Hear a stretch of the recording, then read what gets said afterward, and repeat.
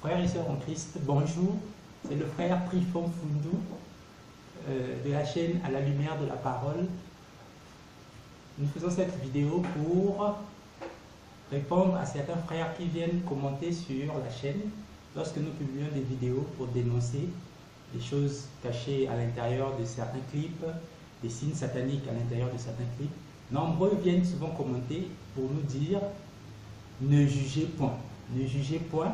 Pourquoi? Parce que le Christ a dit cette parole, la Bible, ne jugez point afin que vous ne soyez point jugés, et ne condamnez point afin que vous ne soyez point condamnés. Et les gens prennent souvent cette parole pour nous démontrer que nous n'avons pas le droit de dénoncer les choses qui sont à l'intérieur de ces vidéos, parce que nous-mêmes, nous sommes aussi des pécheurs, comme la Bible le dit, car tous ont péché et sont privés de la gloire de Dieu. Aujourd'hui, nous faisons cette vidéo pour répondre sur ce point. Qu'est-ce que le Seigneur Jésus a voulu faire passer comme message? C'est ce que nous allons voir à l'intérieur de cette vidéo. Que la grâce du Seigneur Jésus-Christ soit avec vous. Livre si merveilleux, Bible qui me montre le chemin de la vie. Pour commencer notre étude, nous allons prendre ce passage qui se trouve dans Matthieu chapitre 7 au verset 1 à 5. Lisons au nom du Seigneur Jésus-Christ. Ne jugez point, afin que vous ne soyez point jugés, car on vous jugera du jugement dont vous jugez, et l'on mesurera avec la mesure dont vous mesurez. Pourquoi vois-tu la paille qui est dans l'œil de ton frère, et n'aperçois-tu pas la poutre qui est dans ton œil?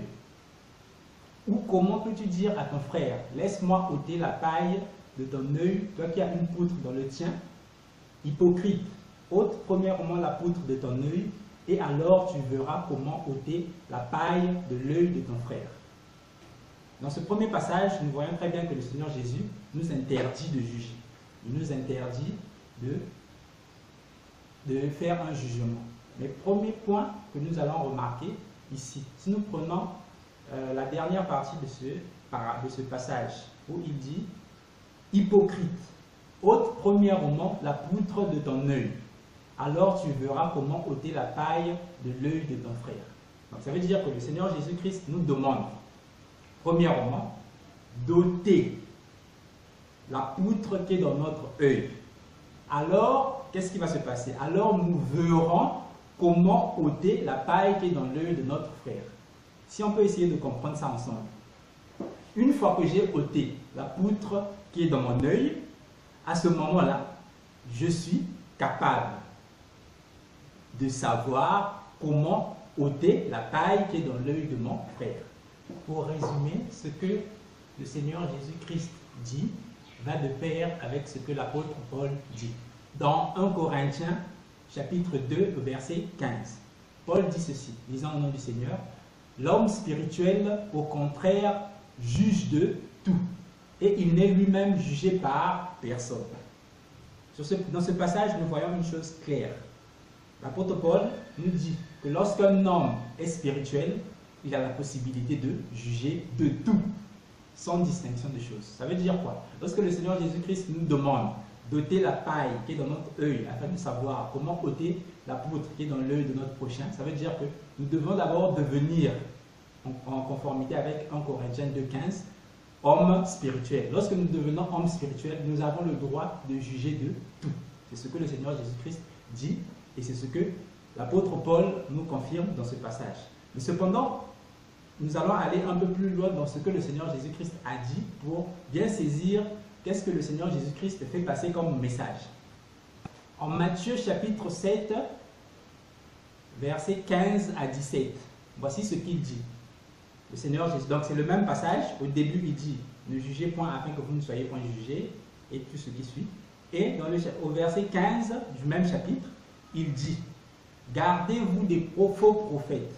Ils viennent à vous en vêtements de brebis, mais au-dedans, ce sont des loups ravisseurs.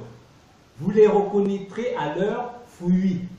Cueille-t-on des raisins sur des épines ou des figues sur des chardons? Tout bon arbre porte de bons fruits. Mais le mauvais arbre porte de mauvais fruits. » Qu'est-ce que le Seigneur Jésus-Christ nous demande de faire? Premièrement, il nous dit, ne jugez point afin que vous ne soyez point jugés. Et ne condamnez point afin que vous ne soyez point condamnés, car on vous jugera de la manière dont vous-même vous jugez. C'est ce que le Seigneur Jésus nous dit. Mais ici, il nous demande de nous garder des faux prophètes. Il nous dit de nous garder des faux prophètes. Il dit qu'ils viennent à nous en vêtements de brebis. Mais au-dedans, ce sont des loups ravisseurs. Comment va-t-on les reconnaître, ces faux prophètes? Comment va-t-on les reconnaître? Le Seigneur Jésus nous répond lui-même. Il dit, vous les reconnaîtrez à leurs fruits. Comprenez bien, le Seigneur Jésus, premièrement, nous a dit de ne pas juger et de ne pas condamner. Et le Seigneur Jésus, dans le même passage, nous dit de reconnaître les fruits des faux prophètes. Reconnaître les fruits des faux prophètes, c'est quoi? C'est observer leurs œuvres. Qu'est-ce qu'ils donnent comme fruits? Les fruits de l'esprit, nous les connaissons, qui sont mentionnés dans Galates 7, Galates chapitre 5, verset 22. Mais or, ici, le Seigneur Jésus nous dit de reconnaître les fruits des faux prophètes, afin de reconnaître qui est bon prophète, qui est vrai prophète et qui est faux prophète. Donc, de pouvoir distinguer le vrai du faux. Comment allons-nous faire pour observer les fruits des prophètes? Et quels sont les fruits des prophètes que nous allons examiner? Ce sont leurs œuvres.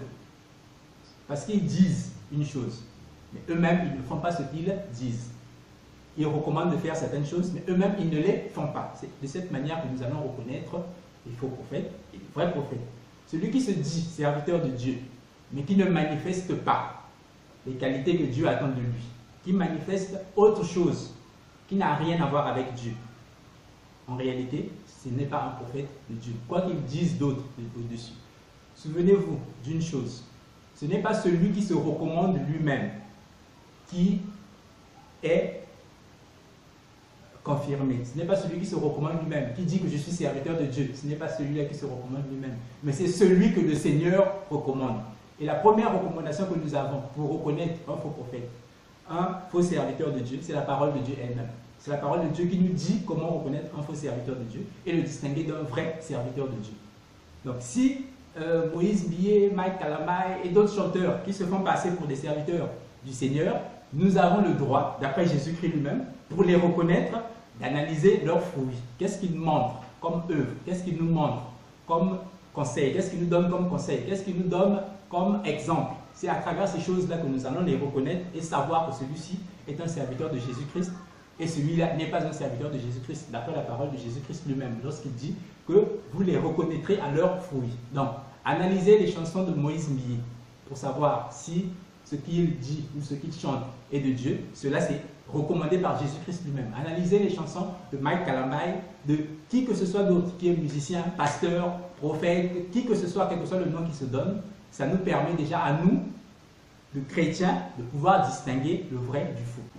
Dans la Bible, c'est l'apôtre Pierre qui nous a averti que nombreux vont entrer dans le troupeau pour faire de l'argent. Nombreux viendront dans le but de faire de l'argent, de profiter, de trafiquer des enfants de Dieu pour se faire leur argent.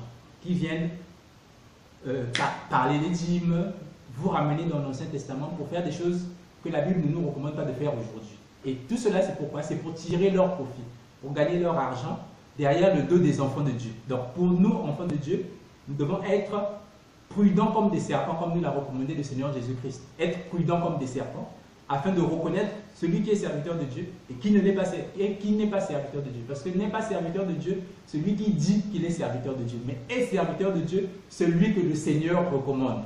Celui que le Seigneur recommande, c'est celui-là le véritable serviteur de Dieu. Et la première recommandation qui nous permettra de reconnaître un serviteur de Dieu vrai et d'un serviteur de Dieu faux, c'est la parole de Dieu qui est la Bible. Et c'est la Bible que nous utilisons pour reconnaître ces gens, ce qu'ils font, ce qu'ils disent. Et le Seigneur Jésus-Christ complète dans sa grande miséricorde pour nous montrer les signes que vous voyez dans ces vidéos. Nous ne pouvons pas nous attribuer le mérite de quelque chose que nous n'avons pas fait. C'est le Seigneur Jésus-Christ qui nous révèle ces choses, qui nous a montré les signes que vous avez vus à l'intérieur. Ce n'est pas nous, mais on nous guide. Le Saint-Esprit nous guide et nous montre un certain nombre de choses pour que nous puissions comprendre quel est le message qui est caché dans ces vidéos. Pour que nous puissions comprendre qu'est-ce que ces gens sont, qu'est-ce qu'ils montrent.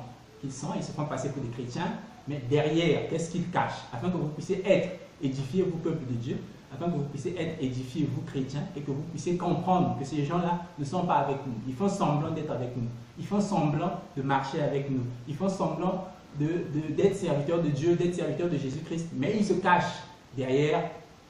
Ils cachent derrière d'autres choses négatives. Ils cachent des pratiques bizarres, des pratiques sataniques, des pratiques démoniaques pour asservir le peuple de Dieu. Vous qui êtes enfant de Dieu, qui avez accepté Jésus-Christ, qui avez accepté de marcher comme Jésus-Christ le veut, de respecter sa parole, vous tomberez entre les mains de ce genre de personnes. Et lorsque vous tombez entre leurs mains, si vous n'arrivez pas à leur échapper, toute votre vie, tout ce que vous ferez sera, en quelque sorte, vous êtes à leur service, au lieu d'être au service de Dieu. Vous les servez eux, pour fournir leur caisse, pour qu'eux ils soient riches. Pendant ce temps, ils vous asservissent, ils font de vous des moyens pour eux d'avoir de l'argent. Ils sortent des albums que vous devez forcément payer. La Bible nous dit une chose qui est claire. Que chacun de nous mette le don qu'il a reçu au service des autres. Si moi je suis par exemple chrétien, j'ai reçu un don de la part du Seigneur, je sais chanter. Si je prends ce don et que je le mets à la disposition des autres, ça veut dire quoi? Nous savons tous que nombreux de chrétiens n'ont pas beaucoup de moyens, n'ont pas beaucoup d'argent. Si je prends une chanson et que j'ai faite, que je chante et que je la rends payante à ceux qui viennent la regarder, à ceux qui viennent pour la suivre, est-ce que je mets réellement mon talent ou mon don au service des autres? Non, à ce moment-là, je ne mets pas le don au service des autres. Parce que ce que je produis comme fruit, qui est pour le Seigneur et que j'ai reçu gratuitement, moi je le vends. À ce moment-là, est-ce que je sers réellement le Seigneur ou est-ce que je me sers moi-même? Parce que regardez bien, les musiciens du monde qui chantent les chansons, les Werason, les Koffi Olomide, les Michael Jackson et tous les autres, qui ont chanté des chansons, qui ont fait des albums, le but c'était lequel? Avoir de l'argent. Ça c'est ce qui est physiquement, c'est ce que eux ils gagnent. Mais Satan derrière gagne à travers le fait que ces gens font adorer des choses sataniques aux gens. Ils gagnent de l'argent eux. Eux le but c'est de gagner de l'argent, d'avoir du succès et toutes ces choses-là. Maintenant, lorsqu'un musicien qui se fait passer pour un musicien chrétien, qui, d'après la parole du Seigneur, a reçu gratuitement et qui devait mettre son don au service des chrétiens, au service de ses frères, au service de Dieu, parce que c'est le don qu'il a reçu, il vient de Dieu, et les chrétiens sont des fils de Dieu, serviteurs de Dieu. Donc comment va-t-il faire pour vendre quelque chose que le Seigneur lui a donné à ses frères? Est-ce qu'il est vraiment leur frère ou est-ce qu'il se fait passer pour quelque chose d'autre? Il trafique pour gagner de l'argent à travers les chrétiens. Et c'est exactement ce qu'ils font. Donc pour revenir sur le point du jugement, lorsque le Seigneur Jésus-Christ nous demande de ne point juger et de ne point condamner. D'accord? Le Seigneur Jésus nous demande de ne point juger et de ne point condamner. Nous allons prendre un passage de la parole, c'est Paul qui parle, qui est dans 1 Corinthiens, chapitre 5, versets 9 à 13. Lisons au nom du Seigneur. « Je vous ai écrit dans ma lettre de ne pas avoir des relations avec les impudiques, non pas d'une manière absolue, avec les impudiques du monde, de ce monde, ou avec les cupides et les ravisseurs, ou avec les idolâtres. Autrement, il vous faudrait sortir du monde. » Maintenant, suivez bien.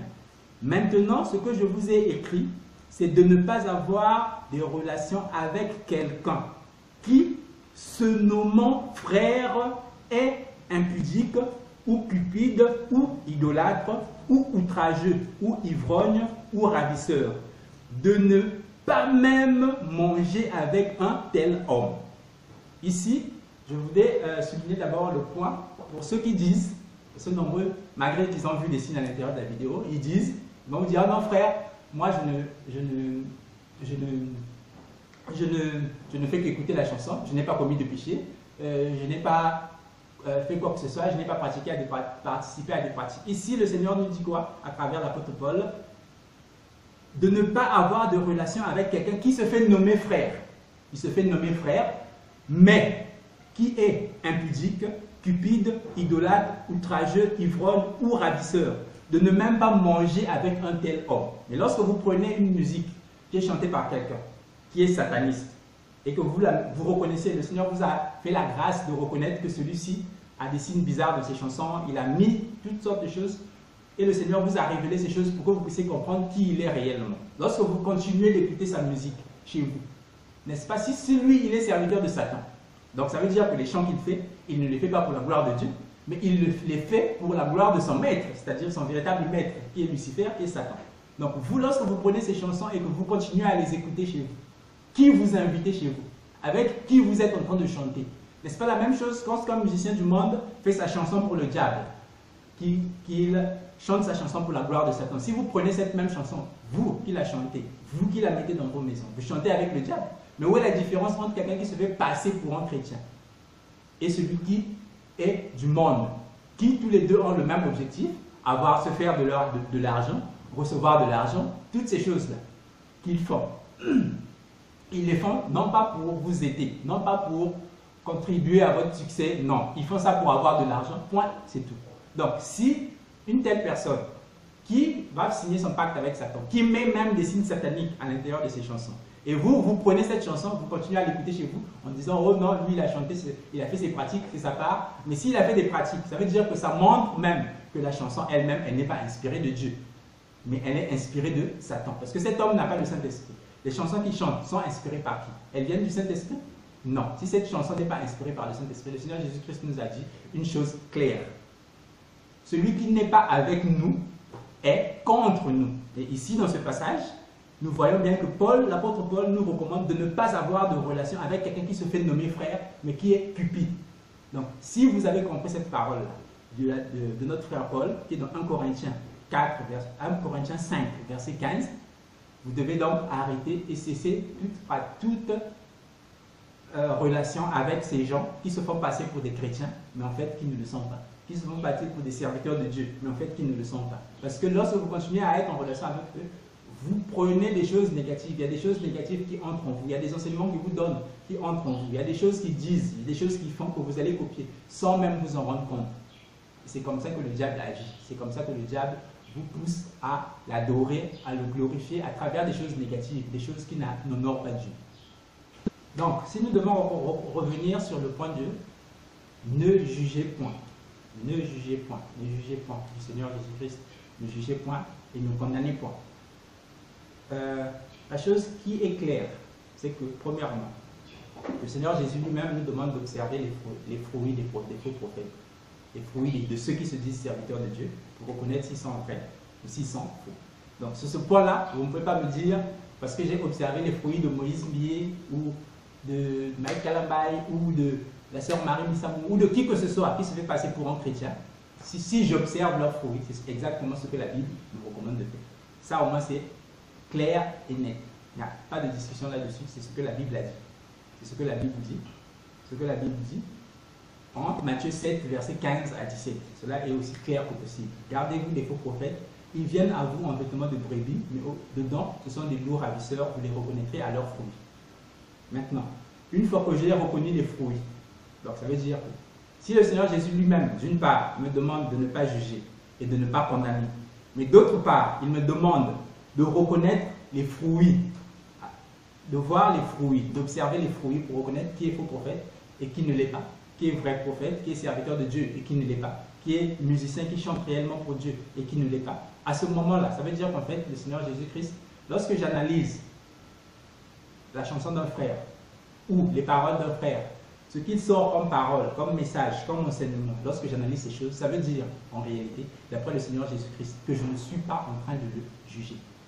Parce que le Seigneur Jésus nous demande premièrement de ne pas juger, de ne pas condamner. Mais après, il nous dit de reconnaître les fruits des faux prophètes. Donc ça veut dire, il va nous demander de faire une chose et son contraire. Non, le Seigneur Jésus-Christ ne nous recommande pas ça. Mais au contraire, quel jugement et quelle condamnation le Seigneur Jésus-Christ nous interdit. Regardez. Vous vivez par exemple dans un quartier, paf, quelque part, on a attrapé un voleur, ça arrive souvent ici en Afrique, on a attrapé un voleur et les gens ont l'habitude de faire quoi? Lorsqu'on l'a attrapé, les gens vont par exemple pour le frapper, pour le tabasser, pour lui jeter des cailloux sur le corps, ce genre de choses-là. Lorsque vous le faites, c'est à ce moment-là que vous prononcez une condamnation et un jugement contre une personne. C'est ce véritable jugement qui est interdit par le Seigneur Jésus-Christ, c'est exactement celui-là. Prenons un exemple biblique. Premièrement, si vous prenez Jean au chapitre 7 et verset 24, vous allez voir lire ce qui suit. Ne jugez pas selon l'apparence, mais jugez selon la justice. Et c'est le Seigneur Jésus-Christ lui-même qui nous le dit. Il nous dit, ne jugez pas selon l'apparence, mais jugez selon la justice. Ça veut dire que le jugement est permis, mais en fait le jugement est interdit pour certaines choses et permis pour certaines choses. Ce que le Seigneur Jésus-Christ nous demande de juger, ce n'est pas la personne elle-même, mais ce sont ses œuvres. L'exemple concret, il se trouve dans Jean chapitre 8, versets 1 à 11. Lorsque on emmène une femme adultère et qu'on vient la présenter devant Jésus-Christ. Les pharisiens qui avaient attrapé cette femme et toute la foule qui était avec eux avaient déjà premièrement jugé cette femme et deuxièmement, ils avaient condamné cette femme. Et d'après eux, ils devaient donc la lapider. Mais par contre, le Seigneur Jésus-Christ qui était assis, lui n'avait pas jugé cette femme. Et lui n'avait pas non plus condamné cette femme. Vous voyez la différence dans le jugement que Jésus-Christ nous interdit. Parce que si nous prenons le premier passage que nous avons lu, vous verrez que Jésus nous dit de ne pas juger et de ne pas condamner. Et si nous prenons ce passage de Jean 7, verset 24, il dit clairement, ne jugez pas selon l'apparence, mais jugez selon la justice. Donc, en quelque sorte, ça apparaît, pour ceux du monde, ils vont dire c'est une contradiction. Pourquoi? Parce que le Seigneur Jésus-Christ, premièrement, nous demande de ne pas juger, et deuxièmement, il nous demande de juger. Donc, le Seigneur Jésus-Christ fait les deux choses en même temps. Donc, Jean 7, verset 24, il dit, ne jugez pas selon l'apparence, mais jugez selon la justice. Donc, ça veut dire quoi? Le jugement que Dieu nous interdit, c'est le jugement contre la personne. Le jugement contre la personne, c'est ce que le Seigneur nous interdit. Écoutez-moi. Si cette femme qui était surprise en adultère, qui était emmenée devant Jésus, les pharisiens, eux, la condamnaient déjà et l'avaient déjà jugée. Mais Jésus-Christ ne l'a pas jugée.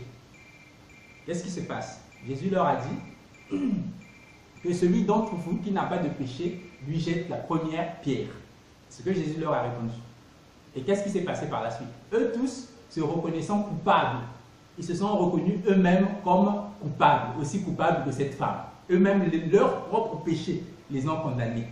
Et leurs propres péchés les ont jugés. Eux-mêmes, donc eux-mêmes se sont jugés et se sont trouvés exactement identiques à cette femme. Et ils étaient incapables de lancer une seule pierre sur cette femme. Et qu'est-ce qu'ils ont fait? Chacun se sont éclipsés un à un, petit à petit, tout le monde est parti. Pourquoi? Parce qu'eux-mêmes se reconnaissaient coupables. Et c'est de cette même manière que nous aussi, en tant que chrétiens, la Bible dit bien que tous ont péché et sont privés de la gloire de Dieu. Et c'est l'apôtre Jean qui dit encore dans un passage que je vais mettre dans la vidéo, celui qui dit qu'il n'a pas de péché est menteur et la vérité n'est point en lui. C'est ce que l'apôtre Jean nous dit. Donc, premièrement, nous sommes tous des pécheurs. Ça au moins c'est la vérité. Si nous devenons saints, c'est simplement par la grâce que Jésus-Christ nous a fait, par sa mort à la croix. Et c'est son sang qui efface nos péchés. C'est à ce moment-là que nous devenons saints devant lui. Donc c'est une grâce. Et une grâce, c'est quelque chose qu'on ne mérite pas. Donc par conséquent, moi, je me reconnais coupable devant Dieu. Une fois que je suis moi-même coupable, je ne peux pas condamner quelqu'un d'autre. Mais ce que je peux condamner, ce sont ses œuvres. Ce sont ses œuvres que je peux condamner. S'il a fait quelque chose de négatif, j'ai le droit de reconnaître que ce qu'il a fait est négatif. S'il a commis quelque chose, une faute, j'ai le droit de reconnaître que ce qu'il a fait est une faute. Mais moi, je n'ai pas le droit de le condamner lui-même en tant que personne. Mais sa faute, j'ai le droit de la condamner. Voilà pourquoi Jésus-Christ nous a dit, ne jugez point et ne condamnez point. Donc nous ne devons pas juger la personne, mais nous devons juger les actes que cette personne commet. Si, dans le cas présent, le Seigneur Jésus-Christ, en disant aux pharisiens de lancer la première pierre à ce que celui qui n'a pas de péché lance la première pierre à cette femme qui avait été surprise en adultère. Aucun d'entre eux n'était capable de lancer une pierre contre cette femme. Pourquoi? Parce que leur propre cœur les condamnait. Donc, en se condamnant eux-mêmes, ils reconnaissaient qu'eux-mêmes, ils étaient aussi coupables que cette femme. Donc, lorsque nous faisons ces vidéos, nous dénonçons les signes cachés à l'intérieur de ces clips, les signes sataniques, nous les montrons, nous les exposons, cela ne veut pas dire que nous condamnons Moïse lié. Non. Mais au contraire, nous agissons pour avertir le peuple de Dieu, pour montrer, pour exposer ces choses. Parce que les gens continuent de glorifier Satan sans le savoir. Et nous, à travers la connaissance que Dieu nous a donnée, ce qu'il nous montre, la manière dont il nous dirige, nous faisons notre possible pour dénoncer ces choses. Non pas que nous dénonçons Moïse lié, mais nous dénonçons ses œuvres.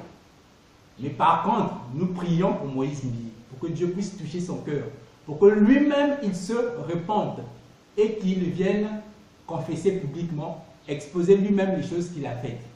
pour qu'ils soient sauvés, parce que c'est ce que nous voulons. Et en faisant ces choses-là, nous reconnaissons donc que Moïse Mbié a aussi la possibilité d'être sauvé. Nous reconnaissons comme Mike Kalamai que tous ceux que nous exposons ou que nous exposerons, si Dieu le permet, sur cette chaîne, nous reconnaissons qu'ils ont la possibilité de devenir enfants de Dieu. Nous reconnaissons qu'ils ont cette possibilité-là de recevoir la grâce de notre Seigneur Jésus-Christ. Mais ce que nous ne voulons pas, c'est le travail négatif qu'ils font. C'est le travail négatif qu'ils font. Nous allons prendre un passage dans la Bible. Le passage que nous allons prendre, c'est 1 Corinthiens, chapitre 5, verset 12. Disons au nom du Seigneur Jésus-Christ. Qu'ai-je en effet, c'est Paul qui parle, qu'ai-je en effet à juger ceux du dehors? N'est-ce pas ceux du dedans que nous avons à juger? Pour ceux du dehors, Dieu les juge. Ôtez le méchant du milieu de vous. Vous pouvez aussi lire les versets qui viennent avant. Le verset qui vient juste avant, c'est celui que nous avons lu tout à l'heure, qui dit: maintenant, ce que je vous ai écrit, c'est de ne pas avoir de relation avec quelqu'un qui, se nommant frère, est impudique ou cupide ou idolâtre ou outrageux ou ivrogne ou ravisseur. De ne même pas manger avec un tel homme. Verset 12. Qu'ai-je en effet à juger ceux du dehors? N'est-ce pas ceux du dedans que vous avez à juger? Comprenez bien ici, dans ce passage, que Paul nous dit quoi? Nous ne pouvons pas juger quelqu'un ici, dans ce passage. Paul nous dit, nous ne pouvons pas juger ceux qui sont dehors. Mais lorsque quelqu'un vient, il se présente comme un frère, nous avons à le juger. D'après 1 Corinthiens, chapitre 5, verset 12. N'est-ce pas ceux du dedans que vous avez à juger? Je pense que le passage est très clair. Lisez-le vous-même dans la Bible. 1 Corinthiens, chapitre 5, verset 12. Donc, Paul nous recommande de juger ceux qui sont avec nous. Ceux qui disent que non, moi je suis chrétien. Ceux qui disent que moi je suis serviteur de Dieu. Nous devons et nous avons la possibilité, le droit de les juger. D'après les paroles même de l'apôtre Paul. Le passage que nous allons prendre se trouve dans le livre de Tite, au chapitre 1, versets 10 à 11. Voici ce qui est dit. Disons au nom du Seigneur Jésus-Christ. Il y a en effet, surtout parmi les circoncis, beaucoup de gens rebelles, de vains discoureurs et de séducteurs, auxquels il faut fermer la bouche. Ils bouleversent des familles entières, enseignant pour un gain honteux ce qu'on ne doit pas enseigner. Donc, comprenons bien ici que l'apôtre Paul recommande à Tite de fermer la bouche. Donc, il y a des gens auxquels il faut fermer la bouche. Parce qu'ils bouleversent des familles entières, ils enseignent des choses pour avoir un gain. Ils enseignent des choses pour avoir un gain. Ils enseignent des choses, ce n'est pas pour vous édifier, mais pour avoir un gain, pour recevoir quelque chose. La Bible est claire sur ce point. Nous pouvons servir Dieu et l'argent. On ne peut pas servir Dieu et l'argent. Soit on sert Dieu, soit on sert l'argent. Et le Christ est clair sur son propos ici. Il a dit, celui qui n'est pas avec nous est contre nous. Celui qui ne rassemble pas disperse. Donc si quelqu'un fait sa musique avec des signes sataniques à l'intérieur qui démontrent bien qu'il n'est pas avec Dieu, ne continuez pas à marcher avec lui. Et d'après 1 Corinthiens, chapitre 5, verset 11, la parole est claire. Nous ne devons pas avoir de relation avec quelqu'un qui se nomme frère, mais qui est impudique, ou cupide, ou idolâtre, outrageux, ou ivrogne, ou ravisseur. Ne même pas manger avec lui, donc ne même pas s'asseoir à la même table, donc le laisser à l'écart. C'est ce que la Bible nous recommande de faire, et c'est ce que l'apôtre Paul nous recommande de faire. Donc, à propos du jugement du Seigneur Jésus-Christ, le jugement qui est interdit, c'est de condamner une personne à cause des péchés qu'elle a commis. Nous condamnons les péchés eux-mêmes, mais nous ne condamnons pas la personne. On a attrapé un voleur, prie pour que Dieu puisse toucher son cœur, pour qu'il puisse être changé. Mais ne sois pas content parce qu'on l'a frappé, parce qu'on l'a maltraité, ne sois pas content de ça. Mais au contraire, réjouis-toi. S'il change, à ce moment-là, tu te réjouis. Moi, je serais très content si je vois un jour Moïse Mbié se lever lui-même passer sur une chaîne YouTube, à la télévision, pour dire que je viens pour me repentir, je veux me repentir. Moi, je serais très content. Je serais très content de voir Mike Calamai exposer lui-même ces choses. De dire, ah non, vraiment, j'étais franc-maçon, j'étais sataniste, voilà ce que j'ai fait. Lui-même, il expose ces choses et il revient vers Dieu. Moi, je serais très content. Et c'est ce que j'espère pour tous ceux qui se font, sans des faux serviteurs, qui se font passer pour des serviteurs de Dieu. Donc, quand vous dites, ne jugez point, sachez maintenant de quel jugement le Seigneur Jésus-Christ avait parlé. Donc, que la paix du Christ soit avec vous. Portez-vous bien et surtout, continuez à marcher de la manière que notre Seigneur Jésus-Christ a marché. Continuez à prier sans cesse. Continuez à lire et à méditer la parole de Dieu et à marcher selon que la parole de Dieu nous demande de marcher. Donc, j'espère que vous vous porterez bien et à bientôt peut-être pour une prochaine vidéo si le Seigneur Jésus-Christ nous le permet. Continuez toujours à observer toutes choses à la lumière de la parole de Dieu, parce que la parole de Dieu est une lampe à nos pieds et une lumière sur notre sentier. Que Dieu vous bénisse.